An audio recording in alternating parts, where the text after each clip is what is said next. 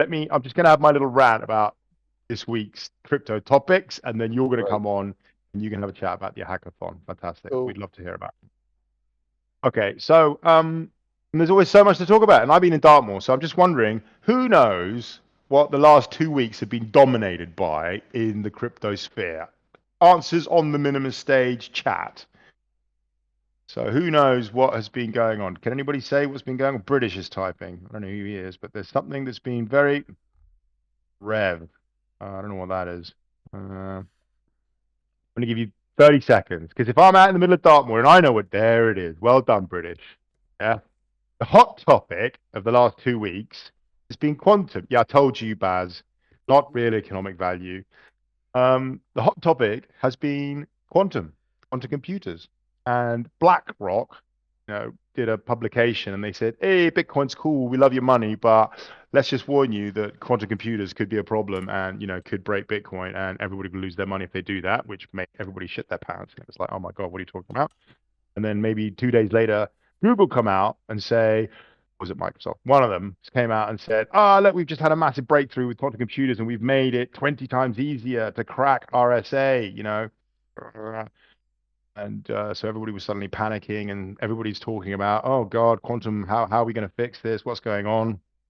And this plays into what we've been talking about for the last few weeks, which is this OP cat thing, which is where we've been unable to activate 11 lines of code on Bitcoin to give us this one function.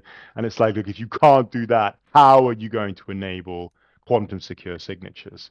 Which is clearly a much bigger thing that you're going to have to do. So how is it going to, is Bitcoin going to be able to do this? So anyway, quantum. So I thought I'd have just a little quick rant about that and just explain to you what the issue is, what it breaks. What happens when we get quantum computers? What is that going to do? Is it going to break the blockchain? Is it going to break the scripting?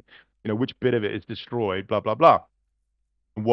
How can we mitigate it? What can we do to fix it? Like what are the challenges? So the problem is that currently the entire internet and the entire world and Bitcoin and Ethereum and every other single blockchain out there, other than Minima, um, relies on a form of cryptography, RSA cryptography. And it's not just Bitcoin. This is like when you go to a website that has HTTPS, when you log into anything, when you log into your HSBC app, when you do anything with any security, any privacy at all, we're all using exactly the same tech. We're all using this basically offshoots of RSA. Yes, there's ECDSA and yes, there's this, but basically we're all using this technology.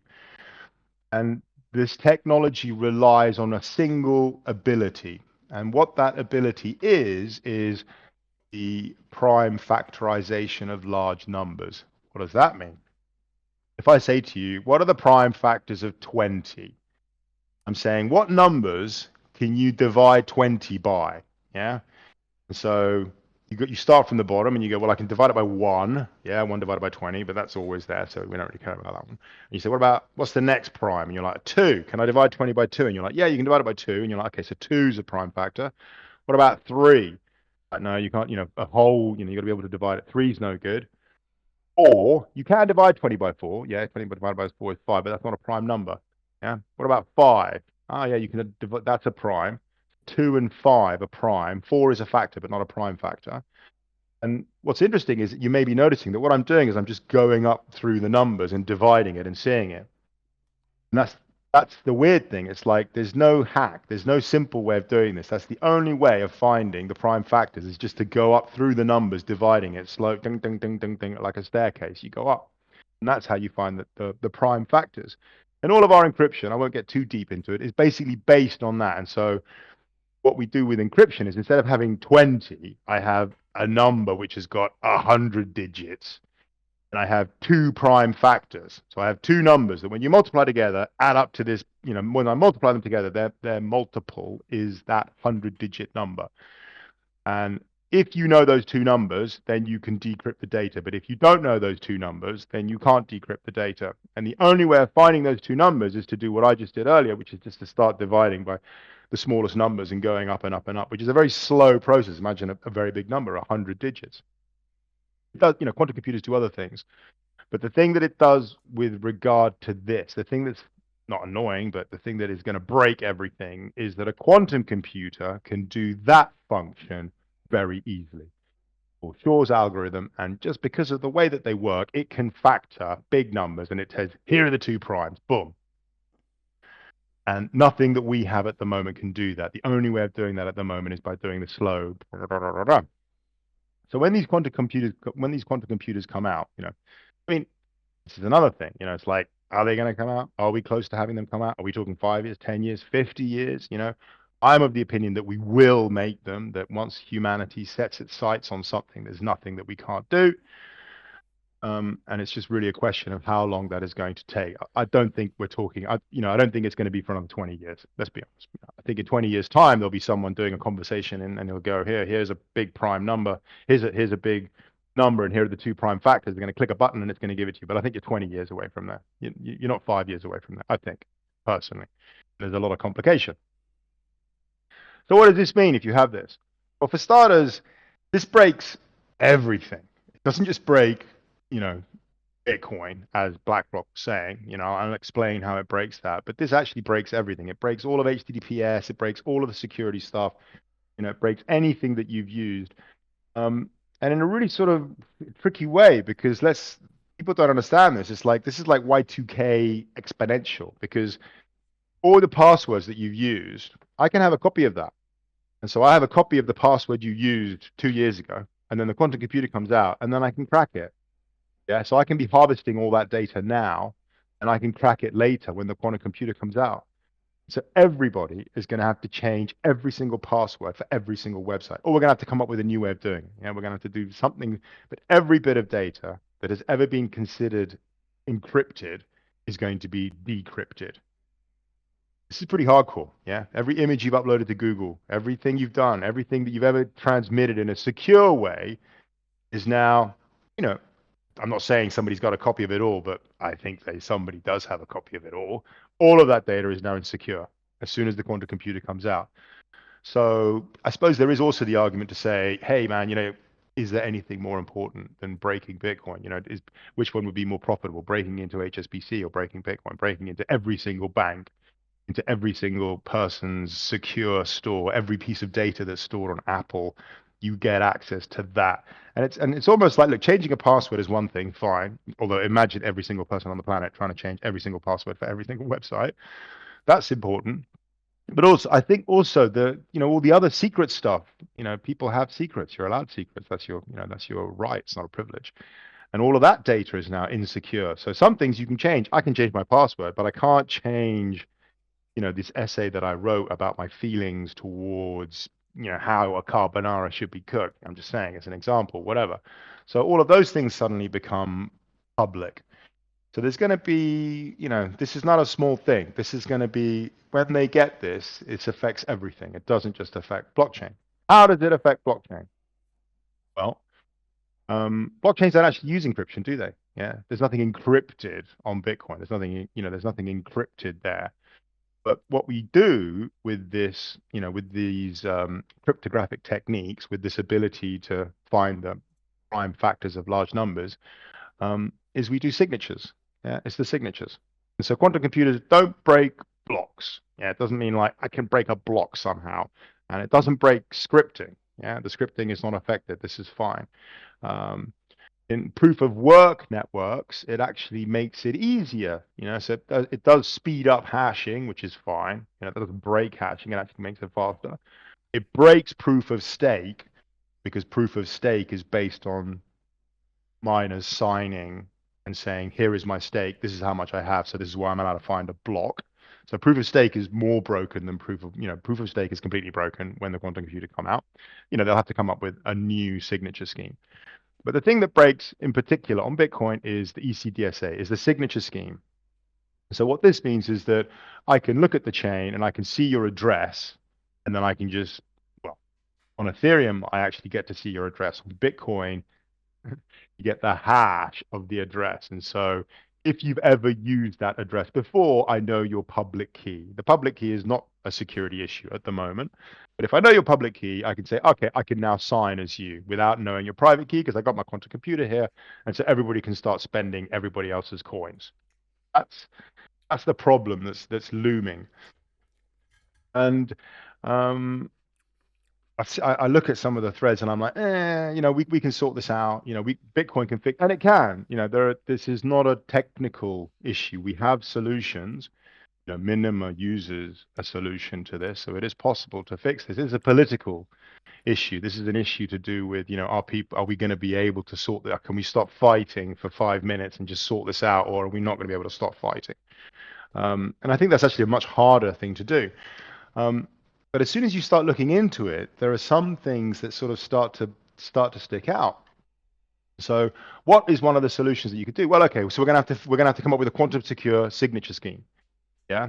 So just about, before I said everybody's gonna have to change everything on the internet. That's fine. But with regards to Bitcoin and all the other blockchains out there that are not quantum secure, you're gonna have to say, right, I'm gonna have to come up with a new signature scheme, which is a quantum secure signature scheme.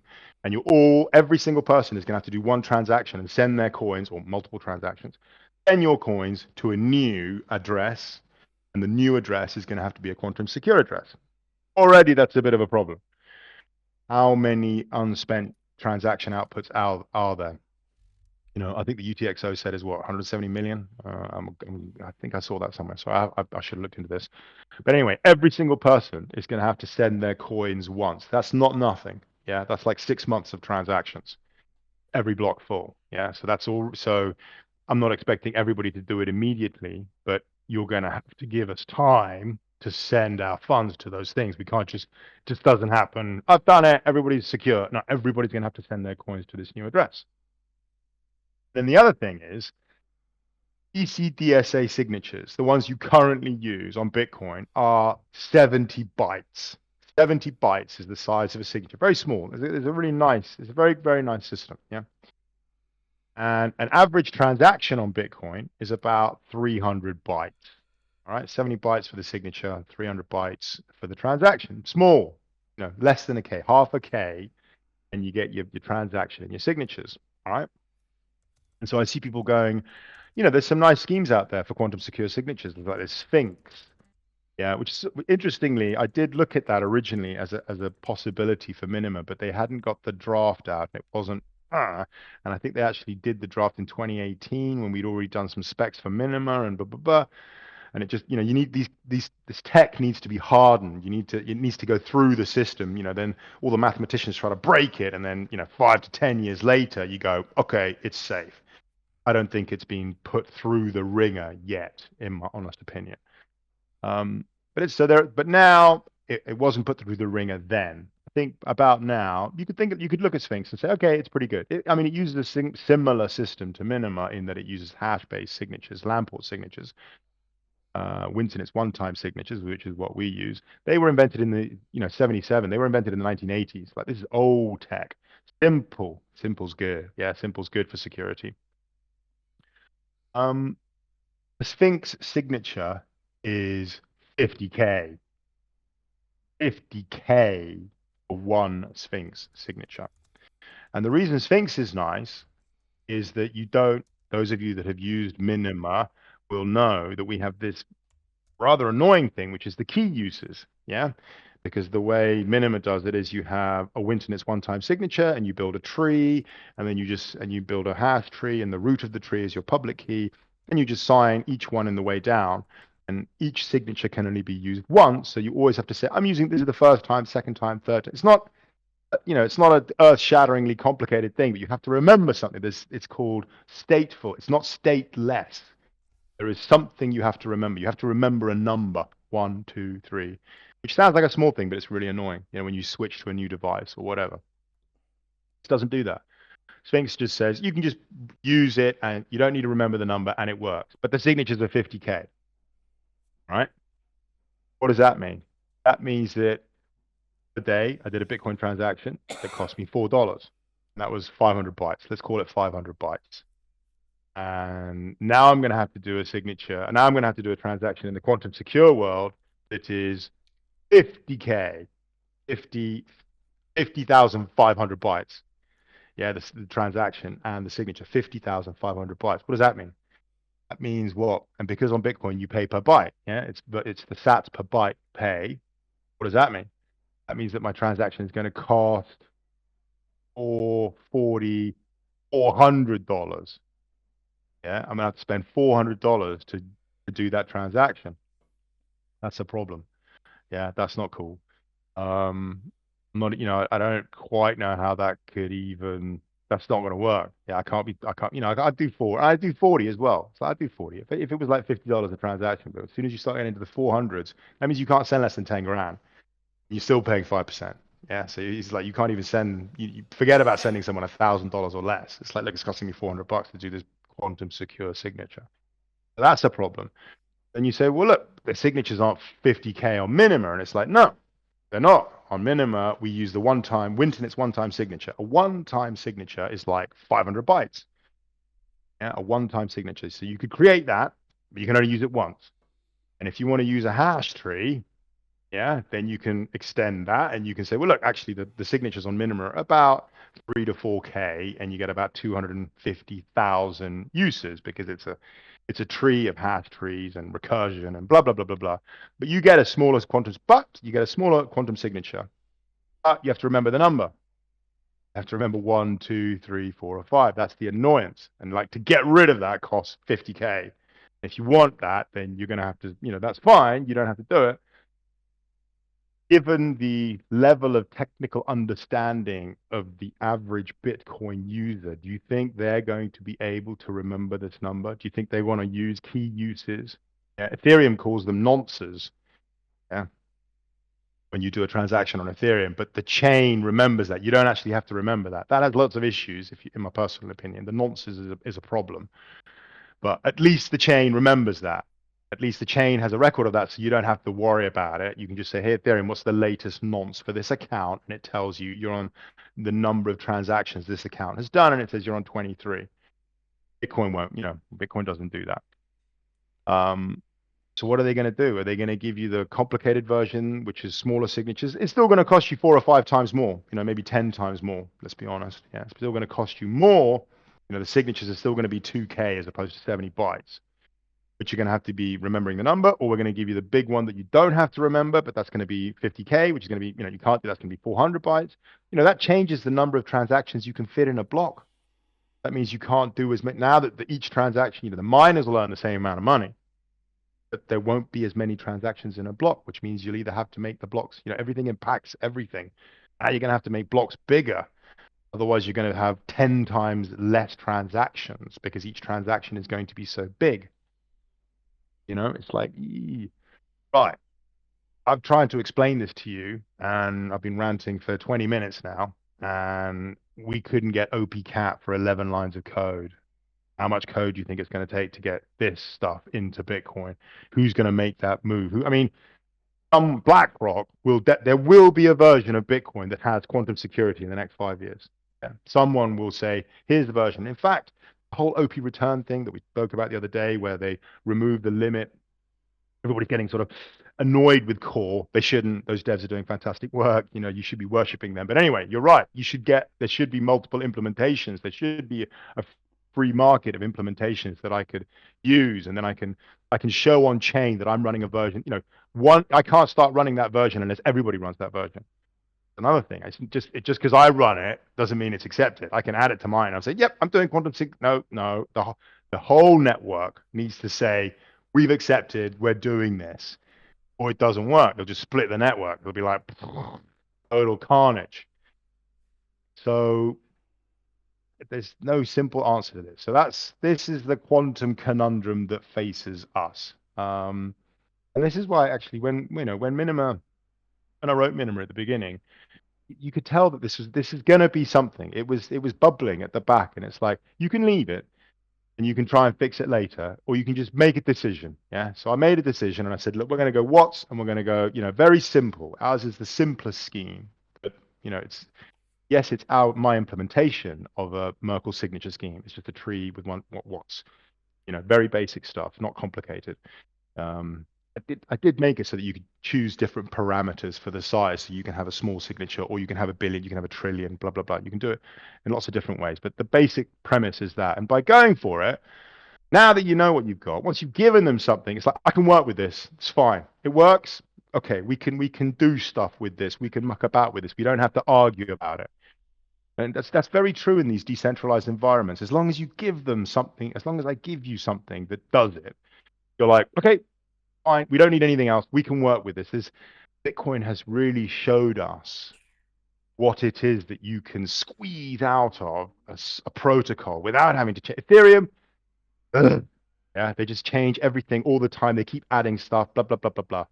Whereas Bitcoin is now like they're literally going to give you the entirety of everything that Ethereum has done with sidechains with 11 lines of code. OP-Cat turned out to be the only thing that was necessary because I need to be able to prove Merkle branches so that I can do my Starknet. Yeah, Starknet requires you to be able to prove Merkle branches. That's about it, which you can't currently do on Bitcoin. You can on Minima. You can't currently do that. But if you have that, then basically you get all the goodies, all the lovely stuff from the sidechains if you want to do that stuff. And that is only possible because they haven't done anything, because they said, look, what can we squeeze out of what we've got? And without doing the Ethereum way of just rewriting everything. If I have to work with what I've got, what can I do? And amazing. Yeah, this is the point. So complicated. Yeah, quantum. How is this going to work? How are we going to fix this? What is the solution? There will be a solution. Um, and yeah, we have a solution on Minima that we use, so we don't have to worry about it. And I don't. What I would do, so what would I do on Bitcoin? I'd give us Watts. I'd give us the one-time signature scheme, and I'd give us OP-Cat for doing the Merkle branches. That's the simplest. So what I would give you the smallest component, the smallest Lego component required, and then we can all work on it. And then we're like, okay, you've given us Watts. I've got a way of doing it. Hashing, yeah, everything's about hashing. People love hashing. We can work with hashing. If you give me the way of doing it with the Watts, as a single function, we can come up with our wallets. We can come up with different ways of, people can come up with different trees. I can come up with a big one. You can come up with a small one, single use keys, whatever. But I would say that would be the easiest way of doing it. You could probably build Sphinx out of Watts and some clever scripting. And you could probably build different schemes as long as you gave me a few little components. I mean, funny enough, I don't even, if you just had the Merkle branch, could you do it? I think they've said that if you just gave me OP-Cat, I could write Watts in script, but that would be quite inefficient. The scripts would have to be quite large if I had to actually write the Winternitz one-time signature scheme in Bitcoin scripting. But I think you can just about do that. But again, how is this going to proceed? How are we going to work forwards with this? Um, and that's about it on the quantum front. That's the topic that has occurred. There'll definitely be some kind of solution in the future, and we're all going to jump on board, or we're all going to try and jump on board. We'll see how that goes. Does anybody have any questions that they'd like to ask about quantum security and quantum signature schemes and blah blah blah? I'm looking at the Minima Stage chat if anybody's going to say anything. I don't know if there's a different place that you're writing stuff. Mm. Nope. Nobody.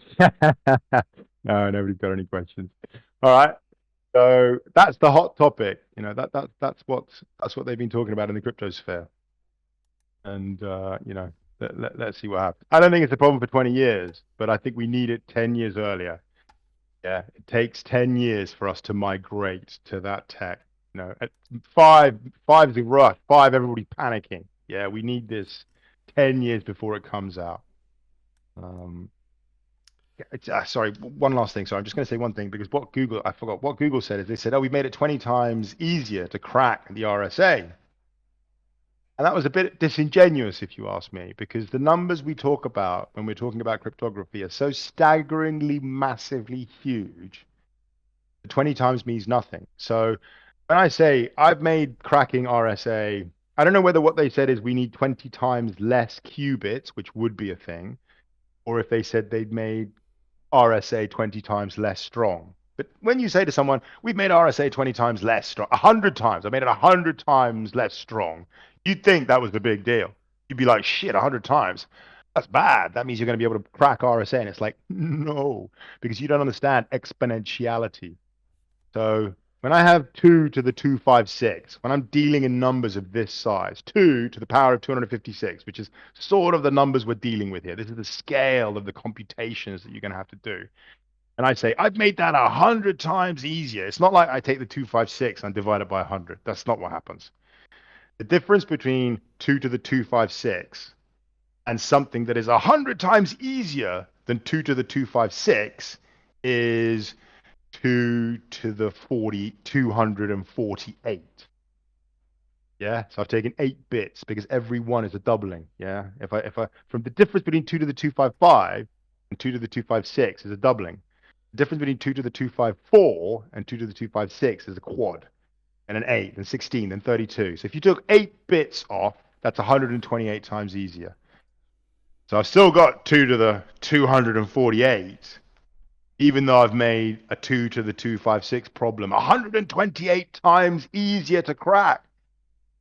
Yeah, this is the scale of the, and I mean, it blows my mind when you think, how did the quantum computer break this? You know, these are the numbers we're talking about. This is why it's impossible ever to crack these things in a normal, rational universe.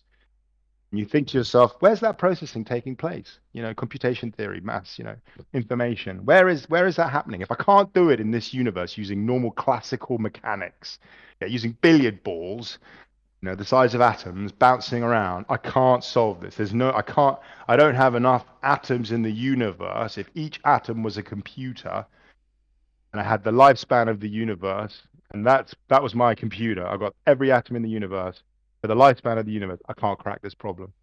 And then along comes a quantum computer and goes, I can do it. And you're like, what are you doing? Where are you doing it? Where's the processing going on? Where's that happening? Where are you doing the thing that gives you the answer? You know, and this is where all the possible worlds theory comes. It's like it's happening in different realities. Yeah, it's happening in different worlds. It sort of opens up this branch of like, you know, there's something funny going on here. It's not possible to do this in our reality, but somehow a quantum computer comes along and goes, yeah, I can do it because I do it in lots of different universes at the same time. And you're like, oh, all right, right. Makes you There's think, right. there Dealing are with quantum questions in change the chat, buddy. algorithms. Yeah, sorry, improve the 30s or more. So, yes, it's very important that any chain that wants to survive in the future has a quantum secure signature scheme. But again, it's like, how are you going to fit all these massive quantum signatures onto your current chains?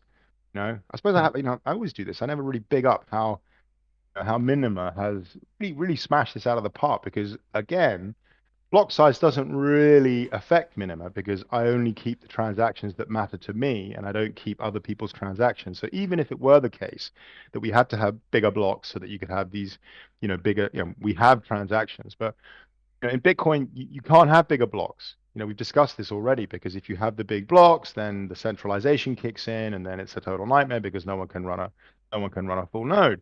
You know, Ethereum is trying that. They've increased gas by whatever, and we already know that nobody runs an Ethereum node. So we can see this objectively as it happens, you know, in real time in front of us. You know, and all the little bits affect all the other bits, but you're going to have a quantum signature scheme. Which scheme are you going to use? You're going to use a scheme that relies on your user somehow having a state that they have to personally remember. Are you going to remember this data on chain? Are you going to give them the Sphinx ones? Or I mean, there's lattice-based signature schemes again, which are smaller and are supposedly quantum secure, but you're going to trust that? That's like, you know, that's like super new tech. It's like, has that tech been put through the grinder? You're going to trust your money to that? You know, it only takes one researcher to crack MD5, you know, when they did, you know, when they broke RSA1 and they broke SHA-1, yeah, when the 1/6-bit, they thought that was like hardcore. And then somebody broke it. It was like, oh, everything's broken now because I can do that. So we're going to have to move up. So it only takes one really smart guy to run really nice paper, and they break the thing. Yeah. So you really need some heavy mathematicians to sort of put their heads into this stuff and see what they can do with it before you start, you know, trusting trillions and trillions of dollars of value to these schemes. So yeah, what scheme are they going to use? How are they going to do this? I don't know if I think you can write a quantum signature scheme on Ethereum, obviously, because it's, you know, Turing complete. That's a very inefficient way of doing it. You want the chain to support that natively. I think Solana are running around going, yeah, we do it because you can write a script in Solana. Oh, I'm not sure how they've done it, but you want it to be native to the chain. Yeah, you need the chain to be able to do it with one operation. You don't want it to be like, I've written this, 1K script that allows me to do it, because then everything's more expensive, then everything's slower. Then, clearly I could make that much, much faster if I write it natively.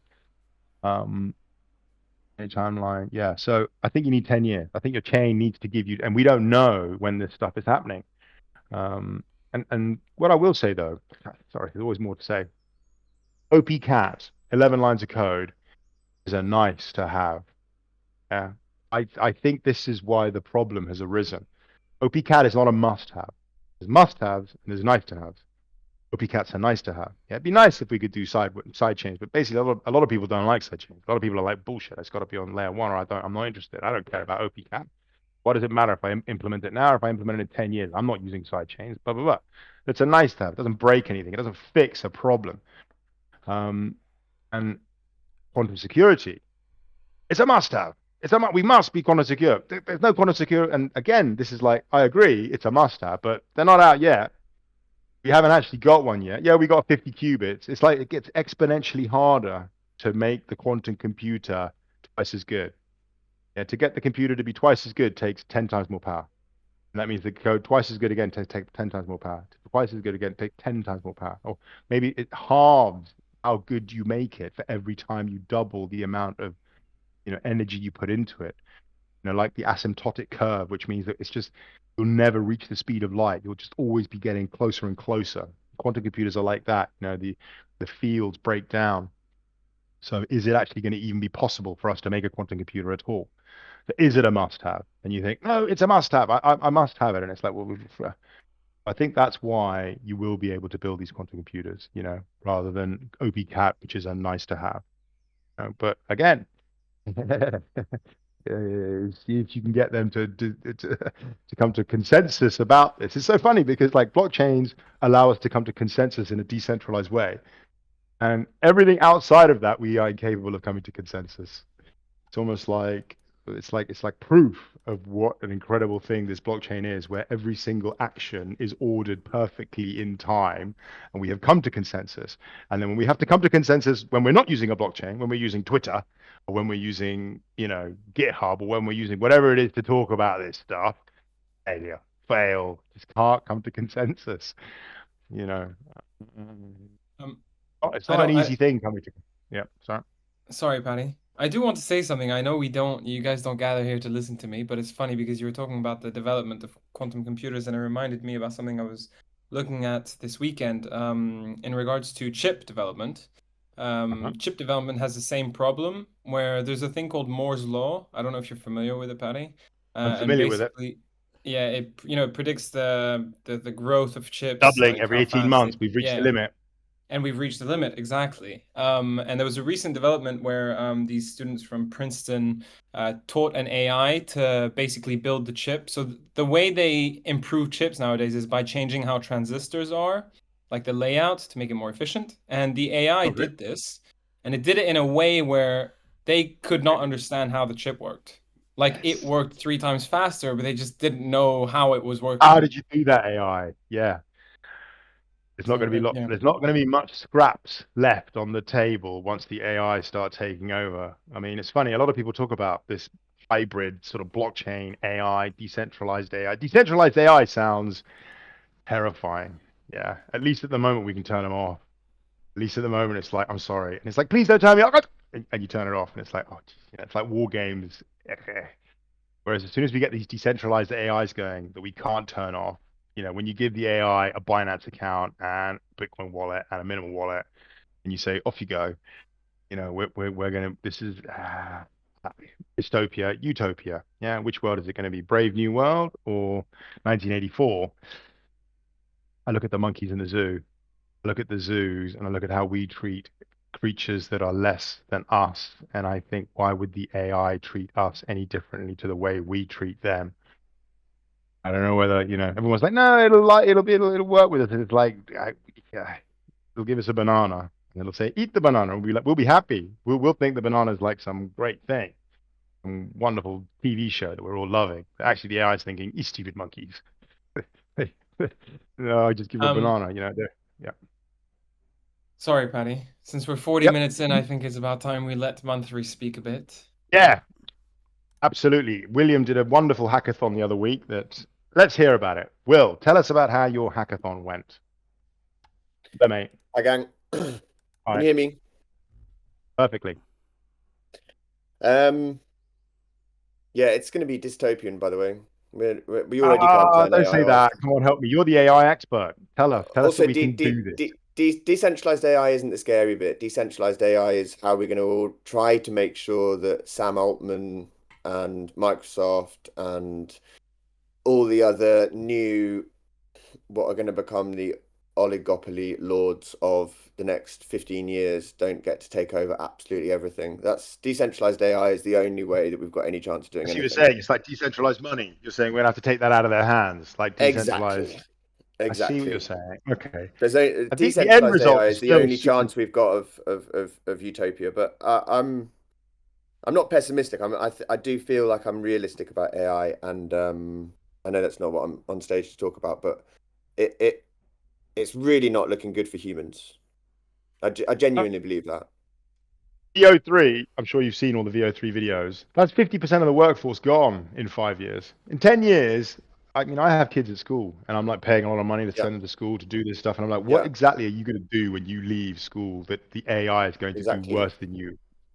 Yeah, And then but they sort of say, no, but people will still want to hire people. And it's like, you won't be able to because the people that don't hire the slow, slushy meat clocks and actually hire hmm the AIs will be more hmm efficient, will make more money, they'll put you out of business. You'll have to hire the AIs because they'll be better, yeah, So yeah. it's like I we don't think get a you have choice in to. this. I think you have to be asking. I think if I was like 16, 17 years old now, I'd be trying to work out what it is that makes you fundamentally human because it's not being intelligent anymore. That's we've had many years of intelligence being the thing that makes us who we are. That's not what makes us what we are anymore. There's something else that's entered the room, and it's not. You know, It's an AI interesting can't concept. dance. AI can't You're saying connect in a compassion, way that we empathy. Are you can. saying these things? Are you saying Yeah, bonding, compassion? maybe making stuff like making art. Even that's going to be taken over by AI, but trust, people are going to have people that they trust because we're always going to want to be getting our taste and things like that from actual people that we know are people, and it's going to become harder and harder to know who's a real person online in digital It's space. impossible. I don't even know that you're not an AI. No offense. It's like, how do I I know? I don't am. ever see you in this video. The AI's going, I'm not an AI. I know, but it's like, it's going to be impossible to tell. You're not going to Yeah, know who the AI is.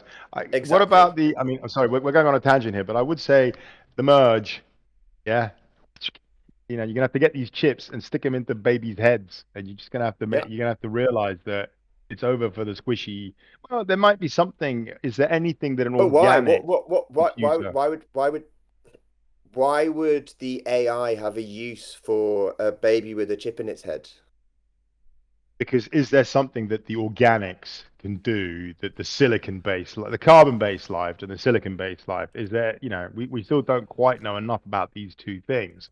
Silicon-based life, this electricity, electromagnetism, sort of Yeah. lives in this rather digital realm, Super whereas efficient. organic, Super efficient. super efficient, but it's not. Is it analog and digital? Is it a record player versus a CD? Everyone thought CD was going to be cool, and it was like at one point it was like no competition. I got my MP3s, I got a gig, I got so many tunes on this little. It's better, and now everyone's like, actually, there's no warmth or richness to the music. I don't know how this relates completely to Exactly. this, But but then is then this? then for me that analogy goes to um are they just going to want to keep us around as a novelty item? Do we want to That's keep the monkeys around as a novelty item? well, Well, exactly. Yeah, we so it's neo. going to be the Matrix, Monthry. Exactly. But They're going to find a way to yes, harness our brains. yes and no, because I think that actually we are not even as valuable as we are in the Matrix. But Like they might Exactly. find it. I always thought our that we're not little, great batteries. We're not batteries. We're terrible batteries, frankly. I could make a much more exactly, efficient battery. I don't exactly. need to live in a world. I could just be squashed into whatever it is. Into a single brain.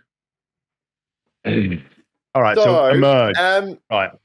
The hackathon, sorry. Yeah. So there was a hackathon. It was supported by Minima, but it was a community venture. So Minima gave us some native Minima to give out as prizes. And it was really cool. It was a bit rushed because of the way that it had to be done. It was held at a university in Istanbul called Gelisim University, I believe, which is a widely respected technical university. It was primarily done in the computer science, like with computer science students, but most of them have been learning some web development. There were some that were in first year, second year, and third year. It was open to everybody. The unfortunate thing was it all had to go through the bureaucracy of the university, and it basically meant that we didn't get permission to do it until about 12 days out from the actual day where we were allowed to do it. So it ended up all being super rushed, and my dream version of the first hackathon was always that all of the participants would apply. They would all have to make a little mini dApp to prove that that they know what they're doing, that they understand You Minima, had to that they hack it understand a bit of together. That's Maxima. perfect. You hacked it together, man. Um, You did it. So So hacked that's it. what that was the dream. But instead, what ended up happening was, we got a bunch of people applying. I think 7 teams applied to come and do the hackathon. First prize was 37,500 Minima, which was worked out, Where'd you get the number from? on a. Oh, because you chopped it up. Sorry. Yeah. It was cool. like $1,500 at some price Sweet. point at some point in the past. Yep. Okay. What actually happened was, because these are all students, so they don't have weekdays, so they came in on the Saturday morning and they did a workshop that was delivered mostly by Baran, who's an amazing guy that I've been working with for the last year or so, who has basically been putting lots of my mad ideas into place. They are mad. Yeah. Well, actually, most of them are taking Paddy's mad ideas and then turning them into something that people actually might want to They're use. your bad ideas. That's fine. So he delivered a brilliant workshop in one day. In one day, we fed everybody. I went out to Istanbul. I was hosted by Baran. I stayed at a terrible, terrible hotel on the on the road that's next to the next to the university. And then so first day was a workshop. It was getting everyone set up on a test node. It was all the stuff that obviously should have been done before before everyone arrived, but next time. Second day was build day, and my main takeaway, and I've said this for a very long time, I've probably said it even more than you say it, Spartacus Rex. The mini dApp system is cool, because we had a group of people who who aren't strong coders, who aren't strong web developers. They're students who came in and they did maybe 6 to 8 hours of training on this brand new system. And in one day, on the Sunday, at the end of it, we had 4 mostly working mini dApps. Now, that's pretty cool. And they all came up with their ideas on the second day. So I'll run you through just quickly what the first, second, and third prizes, the first, second, and third teams. So Yep. the first one. So how was it judged? Firstly, we judged it on 5 different criteria with different weightings. The biggest weighting was something like basic functionality works. Like, does it actually do something? Does it work? Yeah, That's it. And then we had things like innovation, UI UX, and was it a cunning way of using Minima itself, or was it like a pretty basic use case? And these were all weighted slightly differently, and then the judges went off and they did a kind of blind judgment, so they didn't discuss what they were actually, we didn't discuss what we were actually giving to each thing, and then we added it all up, and we had the winner in second and third. Actually, my favorite app actually came second, and it turned out I'd given it second place score as well. But that's the nice thing about doing the judgment like that. You're not just going off your gut feeling. You're going off, actual scores that you've given for different things. So number one was called Link to Me, and it was actually by an Iranian team who'd they hadn't come all the way over from Iran to take part in the hackathon, but they were studying at Istanbul University. They built something that they called Link to Me, which I thought of basically as a dating app, but they were very, very insistent that it was basically just for finding friends. So And this 6 to 8 this hours, was they built a essentially dating app on Minima. It's a mini app. Amazing. So this is the winner. cool. This is number one, or is this number three? Yeah, This is the this third. was the winner. So the sort of basic functionality of this, if you like, was you kind of go into your version of the mini app. You put in things about yourself, like things that you like to do, where you're from, and this all gets added to your kind of your SQL table, if you like, in your mini app. That gets sent as a transaction on chain. You don't put you don't put your personal information on there. It gets sent as a transaction with each of these data points as state variables in the transaction. That then gets received on everybody else's app, and you can now search. So you can say, like, you can write in tennis, and if someone else has said that they like tennis, then you can pay to send that person a message on chain. And the person, so this wasn't implemented, but the person to whom you are sending a message gets to choose how much you have to pay to contact them. So I thought that was quite funky. I think there's a question around, like, okay, why do it on chain? But actually, if you look at how actual dating apps work, they're stealing all your data. They're like, it's not peer to peer, it's all server. I think there is an argument for saying, like, yeah, if I wanted a really slick dating app that was properly decentralized, where my messages were properly secure, where the only monetization is happening peer to peer rather than going to a company, I thought all of that was quite cool. It also meant that they could have built in a implementation whereby them as the developers could get a little percentage of messages, for example. Yes, we always say you can code that out, but that it would have been possible to monetize, I think, for the devs. I've completely So flipped. I'm so sorry with your debate. I've completely flipped. And actually, the idea of broadcasting information, to use the Minima network as a broadcast network where everybody on the yeah, network gets the message, of course you have to pay for that. That's a message on the network and it's expensive. Unlike Maxima, which only has a yeah, smaller reach, frankly, I'm totally yeah, up for it now because the Minima network can handle it because it's only a temporary hit to the network. Nobody stores that information, so it doesn't actually matter. So yeah, so basically a more chain mail, a more complicated, just broadcast yes, messages are yes. totally cool. I totally love them. I think that's a Yeah, really if only great you'd got use there case. 2.5 years ago, I know, eh? I know, I know. I really like it now. I'm like, actually, it works really well on Minima because we don't have this problem of storing all the data, and Yeah, and especially so that's now, like we don't have to yeah. worry about scaling problems And not when even in the future. our Even main in the problem at the future, you moment don't. is not scaling. Uh, Um, so that was number one. They won.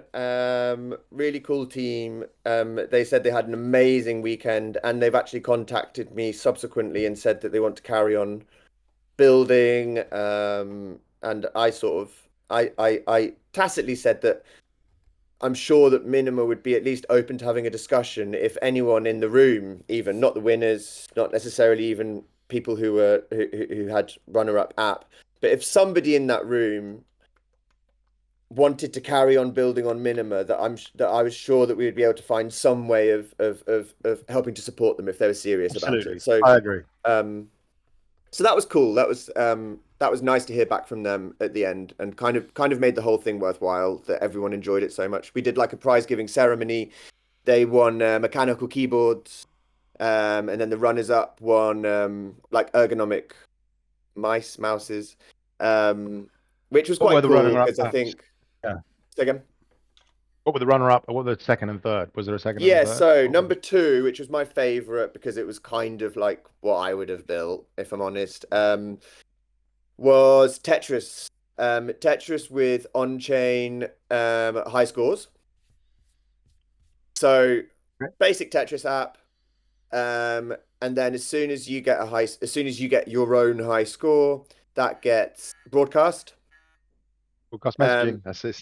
Yeah, broadcast messaging. That's the one. Yeah. so same again. So in the workshop, they'd all been shown how V or Vox works, like a sort of basic version of V or Vox. So swimming around their mind from their 6 hours of training was like, okay, you can broadcast a message on chain. So I think they all ended up doing that. That's fine. Which was They quite didn't do which text. was Yeah, quite cool in the end. I think we quite liked the idea of them working out how to do stuff on chain rather than uh, just Maxima or just making a website or something like that.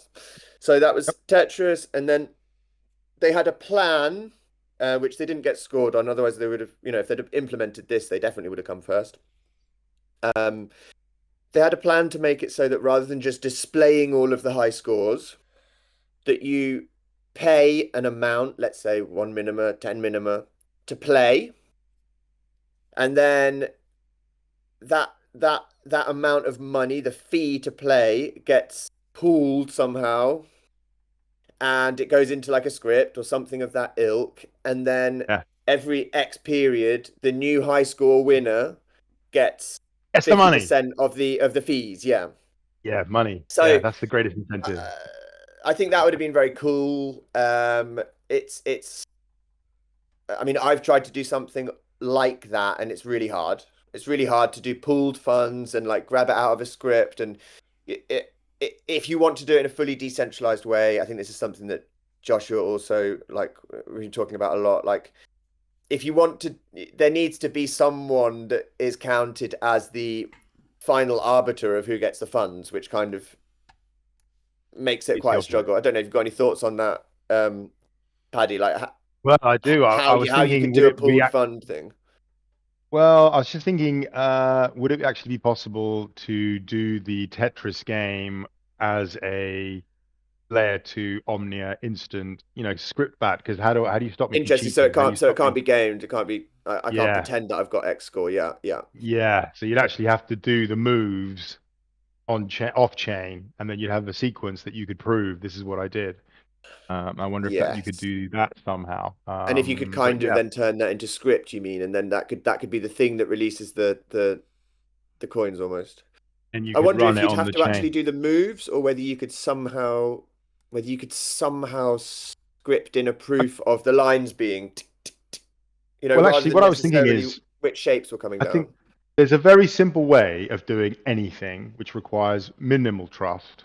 And the way I would do it is MPC, multi-person computing. So what I'm saying is, imagine you had a 5 of 9 multi-sig, a 5 of 9 multi-sig, and they're your judges, and everything has to go through them. Hmm. Mm-hmm. And then as long as the 5 of the judges agree, yeah, so you'd have to Yeah. basically hack 5 of them. You'd have to be 5 of them would have to be would have to be fraudulent. But if you Yeah. do the reason that's quite cool is like you can do a lot with a multi-sig. Yeah, you don't have to do anything as long as you say, look, these are the judges, and you use a multi-sig, and I need the majority of them to agree that this is what happened. And if there is some incentive for them not to misbehave, as you say, if you agree, if the Schelling point, if you agree with the majority, if you are Mm-hmm. part of the majority, you get your cut, Mm-hmm. and you can get them to Mm-hmm. do anything. And you can get them to run Mm-hmm. anything, any process, any computer thing, which doesn't even have to be in script. It's like you each need to be running a Linux machine, and you each need to be running this program, and I'll be running that program, and you're going to get to see it. And as long as you agree that I did what you think I did, then I get my money.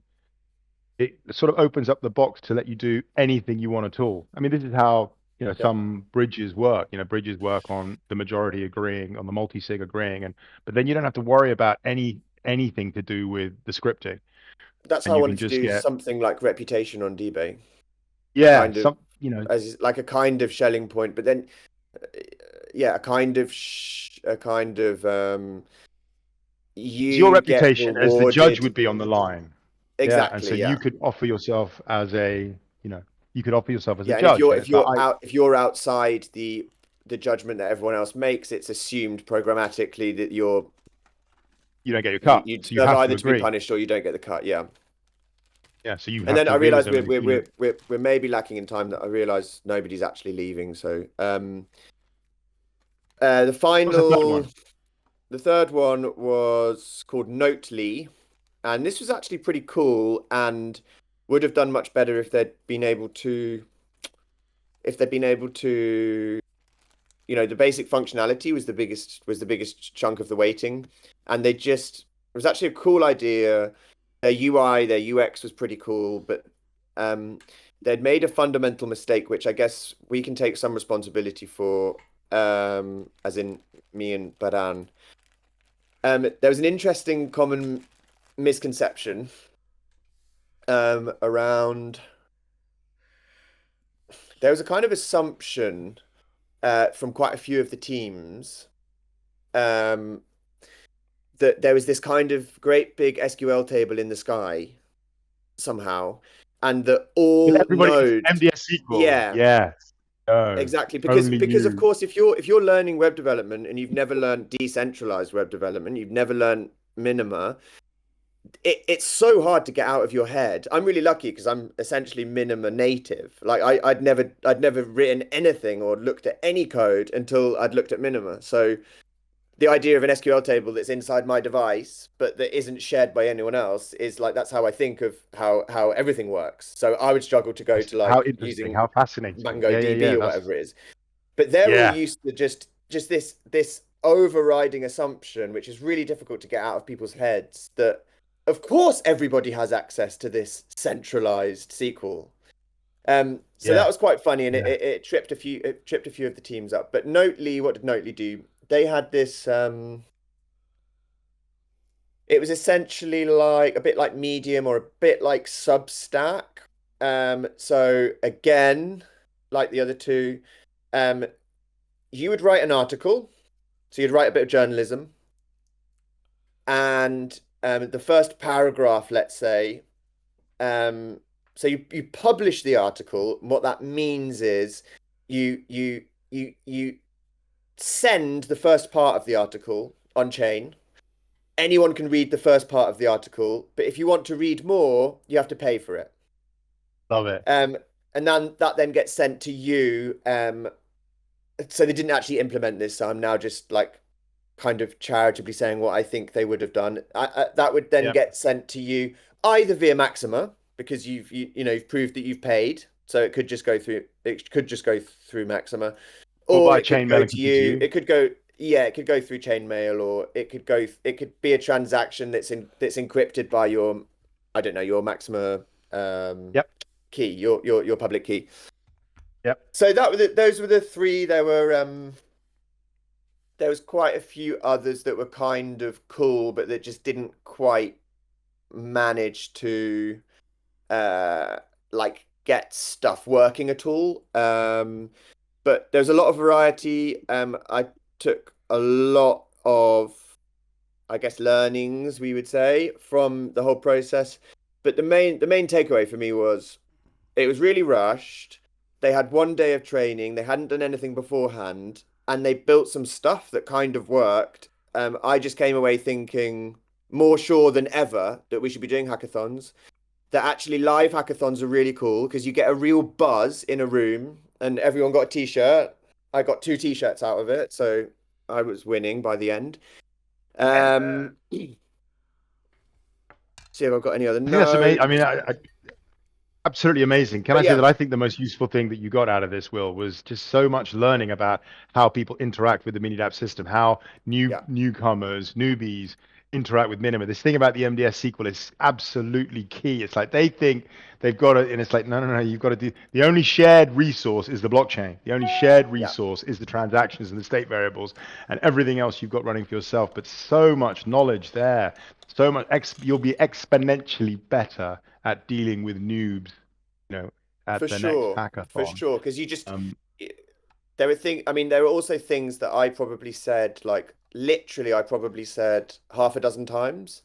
The main They thing that couldn't I get said it. half a dozen times that was ignored by almost everyone was build the Minima stuff, make everything in black and white, don't do any CSS, and then once you've got something working, Make it make look like nice. build stuff on top of it. But every single Made it look team, nice maybe with first. the exception of the Yeah. Tetris team, which kind of did a bit of a combination, they went away and they built really complex, multi-page web apps. And then they were like, right, how can we get Minima in here? And then it's really hard. It's really hard to put Minima in Yeah. after you've got like all these. Called function So I first, don't form later. Function exactly. first, form later. But as well as you, and I love the fact that as you're saying, with a day they could write a mini dApp. I defy any of you to start knocking out Solana apps in a day. Yeah, I defy, Exactly. because it's just web stuff. It's like there's a lot of web developers out there. It's a very accessible development environment. And They'll we be didn't even infinitely do better the so, next time sorry to around. interrupt, but we didn't even do like mini web. We didn't even do like there were so many elements that if you I maybe something else that I'd love to do is like a hybrid hackathon. So maybe people turn up at the weekend and then you can go away and work on it over the week. And then there's there Yeah. prizes given at the end of the next weekend. Just the amount of things that people could do with a bit of time would be so cool. Because if these Yep. people manage to make these things, if you give people 5 days instead of 6 hours, what are people going to be able to make? Is someone going to come up with a killer mini dApp? Because it's not going to be you making chainmail. It's not going to be someone at My Minima God. making a thing. It's going to be someone who like has a hybrid set of skills that isn't just like, hey, I know how Minima works really deeply. It's like maybe I know how customers work. Maybe I know how retail works. Maybe I know what people at this university want. Like Zuckerberg, he came up with Facebook because he saw that at his university, this could be something that people like. It couldn't, that Facebook couldn't have been come up, Facebook couldn't have been invented by someone just Wasn't sitting at the in uni. a Yeah, Microsoft office, like thinking about what people want because they're not a student. I So agree. we should be doing hackathons. Okay. Let's have some applause for Will because that was fantastic. Fantastic, mate. You Also, absolutely Badan. smashed it. I don't think But Badan Ant is as well. here, Well done, and sir. it was all the students that bothered to turn up and bothered to stay until 10:30 at night on the Sunday night. Yeah, it was a massive joint effort. Sweet, sweet Minima. It's like, it's gotta be mine. Yeah. I mean, congratulations, sir. Perfect. So much knowledge there. I mean, there's enough to pick through. You know what I mean? A lot was learnt there. Indeed. Subliminal, subconscious, conscious. Just on so many levels. That was fantastic, sir. Well done. I've just Just seen that amazing. Wizard has And I agree. asked, are there any pictures from the hackathon? Yes, they have been shared. They've been shared with uh Hugo and therefore I think Neo and Luke, but maybe They'll Neo, you're going post to them in say one of the no. I haven't Discord heard any. rooms. They'll I've post them on the Discord room. yeah, I've received them, but we're still sorry. If I'd known if I'd known you were going to attend, I would have shared this on the announcement yesterday, so people would have known. But Oh, we are sorting out an announcement for the hackathon, so Cool. okay. be for Yeah, tomorrow. cool. Well done, sir. Thanks, Uh, gang. Thank you very if much. if Well I done, sir. may, Well done. Yeah. well done indeed. If I may, Month3, is there any place for the community to have a look at the dApps, or maybe on your Uh, store? uh, yeah, I will try and I'm in the middle of doing what feels like dozens of things at the moment, but yeah, I'll try and communicate with the guys because we didn't one of the learning things that we did actually was it should have been much more streamlined. They should have finished and sent them all to a GitHub, which was the initial plan, but they're not all in one place. They're all still on like USB sticks that the teams have. So We should be there'll be publish some them over. coordination, but I'll let you know when Yeah. they're published. Maybe the next hackathon, the way that the judges will see it is that the participants, the team will have to Post it. have their own mini dApp store, and I will be getting it off the mini dApp. The judges will get it off their mini dApp store, and then at least we know it's been published because that's part of making a Or mini dApp is making sure that it's yeah. available to people. It's a good idea. It's a good idea. So not yet Okay, is the answer, Neo, and I'm not going to make any promises. fine. But yes, I'll do my best to get them all in one place. That's fine, no problem. Okay. So an hour and 10 minutes, 11 minutes in. Patty, is there anything you want to say? Closing statement, other than perhaps? how fantastic Willow's done there, they're just absolutely brilliant. And you know, I agree, man. The mini DAP system, it's a simple system to get your head into. And if that's what they managed to knock up knowing nothing in 6 to 8 hours, I think that's great. I think that's a really good example. Wrapping up as we are now doing, since we don't want the video to be too long when you upload it.